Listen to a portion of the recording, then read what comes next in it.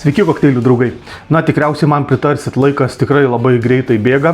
Prasidėjo nauji 2026 metai. Tai sveikinu visus su naujais metais. Na, linkiu, kad tie metai būtų tokie geri ir sėkmingi. Bet dar palinkėsiu vieno dalyko, ką visiems iš tikrųjų linkiu kiekvienais metais, tai sveikatos. Sveikatos, sveikatos, sveikatos. Nes jei sveikata bloga, tai turbūt ir kiti dalykai bus nieko gero.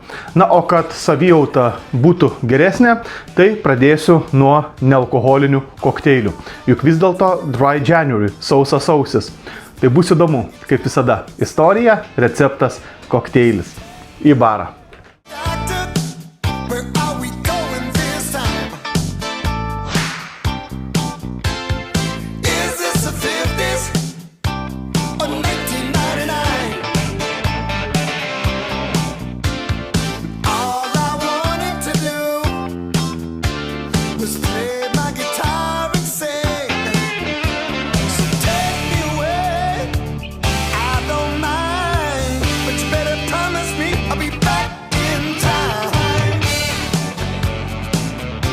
Tai sveiki mano kokteilių kanaliuko prenumeratoriai, mano Facebook draugai bei visi kiti, kurie matysit šį video.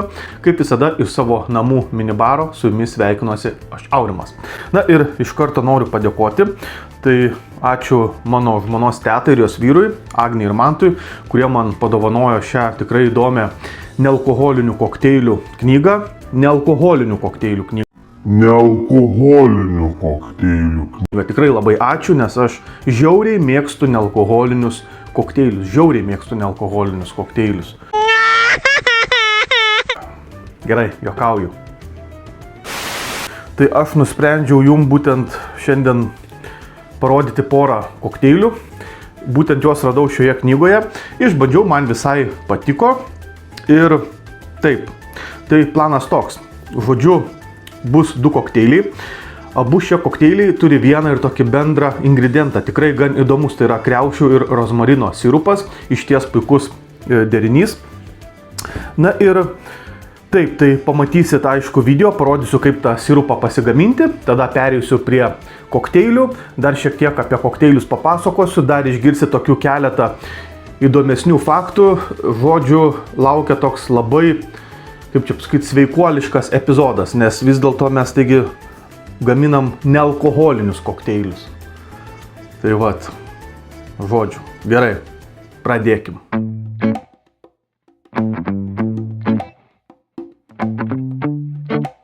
Kaip pasigaminti kriaušių rozmarino sirupą?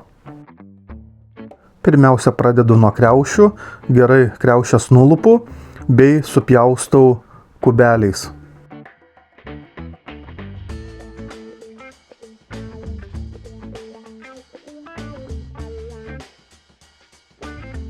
Reikės 275 gramų kriaušių. Pripilu ant kriaušių vandens, įspaudžiu pusę citrinos ir taip kriaušių kubeliai neparudos, kol virsiu cukraus sirupą. Į puodą pilu 175 ml vandens bei 175 gramus cukraus. Kaitinu ant silpnos ugnies, maišau, kol cukrus ištirps. Išvirus cukraus sirupui pasiruošiu rozmarino lapelių, man jų reikės 0,9 gramo. Į išvirtą cukraus sirupą įberiu rozmarino lapelius, nukošiu kriaušių kubelius, juos gerai nusausinu.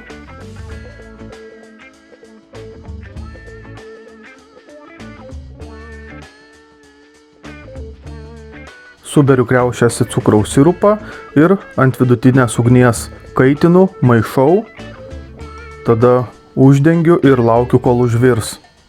Verdu apie 8 minutės. Na ir po 8 minučių į sirupą supilu 175 ml balto vyno acto. Supylęs actą šiek tiek viską pamaišau ir palieku, kol užvirs.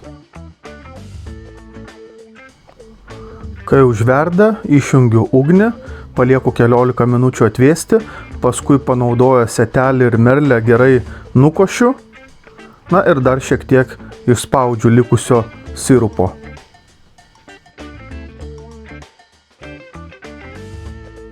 Pagamintą kriaušių rozmarino sirupą įsipilu į stiklinį butelį.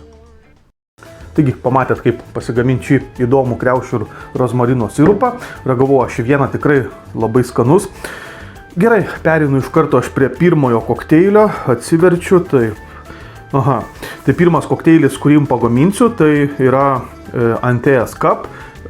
Išvertus būtų Antėjos puodelis tikriausiai, o Antėja tai yra graikų deivė, o tiksliau, kaip rašo autorė šioje knygoje, tai yra gėlių ir žiedų deivė, kurios simbolis yra medus. Na ir gan logiškas iš tikrųjų šio kokteilio pavadinimas, nes Antėjas Cup kokteilį sudaro medaus sirupas, jau aišku minėtas kriaušių ir rozmarinų sirupas, bei, kas labai įdomu, tai yra ramunėlių arbata. Keletas įdomių faktų apie ramunėlių arbatą. Tai manoma, kad ramunėlių arbata tai yra puikus ir natūralus produktas gerinti miegą. Ir įdomu tai, kad 2005 metais buvo atliktas eksperimentas su žiurkėmis, kurių miegas buvo sutrikęs, tai toms žiurkėms buvo duodamas ramunėlių ekstraktas, kuris pagerino miegą. Na ir 2016 metais buvo atliktas eksperimentas jau su žmonėmis, o tiksliau su moterimis, kurios nesenai tapo mamomis. Na ir buvo nustatyta, kad tos mamos, kurios 2 savaitės gėrė ramunėlių arbatą, miegojo daug geriau, užmigdavo daug lengviau nei tos mamos, kurios ramunėlių arbatos nenaudojo. Tiek informacijos, tai susiruošiu likusius ingredientus ir parodysiu, kaip pasigaminti kokteilį Antėjas Cup, Antėjos puodelis.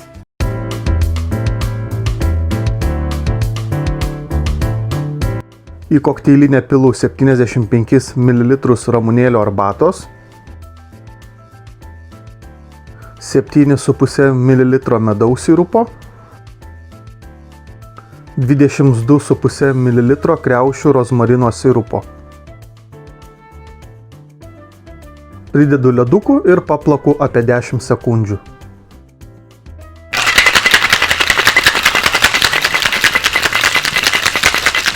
Naudodama setelį bei koštuvą, supilu į gerai atšaldytą stiklinę. Papuošiu džiovintą kriaušės skiltele.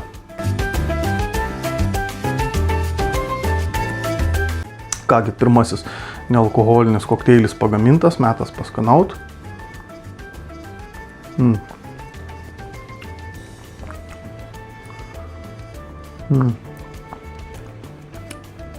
Labai gaivus, tikrai gerai subalansuotas, skanus kokteilis. Aišku, pradžiai paučiu ramunėlių, tokią raminančią arbatą, švelnų skonį. Taip pat ir saldumas, ir rūgštumas. Kas labiausiai man jaučiasi, tai toks kriaušių labai geras poskonis. Aišku, šiek tiek rozmarinas irgi savo suteikia. Bet kažkaip labiausiai kriaušios jaučiu.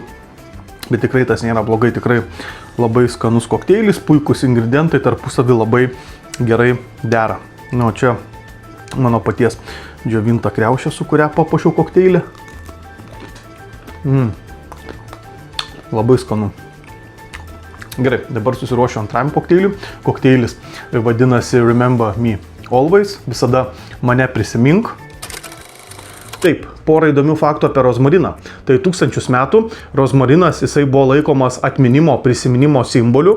Na ir įvairios studijos rodo, kad įkvėpus rozmarino yra pagerinama žmogaus atmintis. Tai pavyzdžiui, esat studentas, artėja egzaminas, reikia daug mokytis, tai siūlau eiti ir pakvėpuoti rozmarinu. Gal tikrai jums padės. Tai ne veltui autorė knygos, jinai šį kokteilį pavadina Remember Me Always, visada mane prisimink. Tai dabar eime gaminti kokteilį. Pridedu į stiklinę ledukų, pilu 50 ml kriaušių rozmarino sirupo, –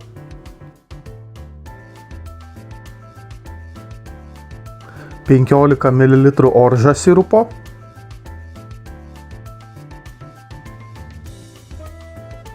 iki stiklinės viršaus pripilu sodos vandens apie 150 ml. Ir su šaukštu gerai viską pamaišau.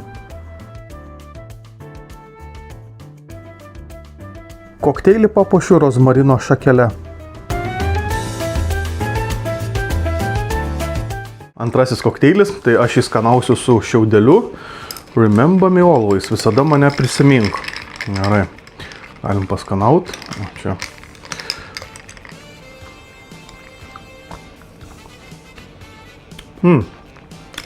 Labai skanus kokteilis.